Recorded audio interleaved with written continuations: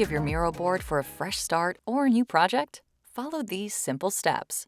To duplicate directly from the board, click the board's name in the upper left corner to open its info card. Click on Board and select Make a Copy. If you're on the dashboard, use the 3 dots to open the menu, then choose Duplicate. Rename the new copy, decide if you want to share it with the same people, and hit Duplicate to finish. Keep in mind, if the board name is too long, you'll need to shorten it, since Copy Of is added to the name automatically. Want to copy content to another existing board?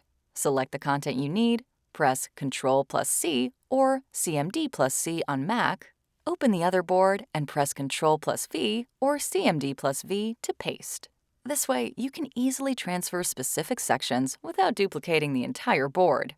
And that's all it takes. If you enjoyed this video, give it a like and subscribe to the channel for more Miro tips and tricks. See you on the next one.